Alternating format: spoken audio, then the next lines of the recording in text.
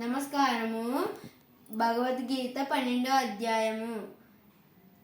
అర్జునోవాచ ఏవం సతతయుక్తాయే భక్తాత్వం పర్యుపాసతే ఏ చాప్యక్షరమవ్యక్తం తేషాం కే యోగవిత్తమా.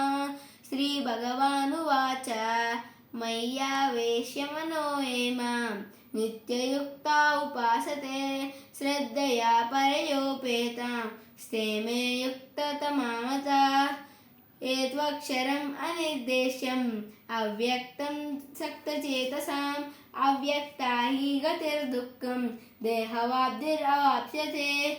సన్నియామేంద్రియాగ్రామం సర్వత్ర సమబుద్ధయః తే ప్రాప్నువంతి మామేవ సర్వభూతాహితే రతాః. క్లేశోధికతరస్తేషాం అవ్యక్తాసక్తచేతసాం అవ్యక్తా హి గతిర్దుఃఖం దేహవాప్తిరవాప్స్యతే.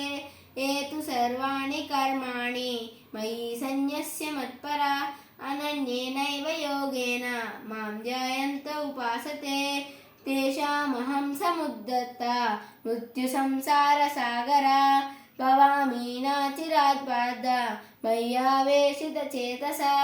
మయ్యేవామనాదత్స్వ మయి బుద్ధిం నివేశయ నివసిష్యసి మయ్యేవ అతా ఊర్ధ్వం న సంశయః. అతా చిత్తం సమాదాతుం నాశక్నోషి మయి స్థిరం అభ్యాసయోగేన తతో మామిచ్ఛాప్తుం ధనంజయ. అభ్యాసేప్యసమర్థోసి మత్కర్మా పరమో భవ మదర్థం అభికర్మాణి కుర్వన్ సిద్ధిం అవాప్స్యసి. హరే కృష్ణ కృష్ణ కృష్ణ హరే హరే హరే రామ రామ రామ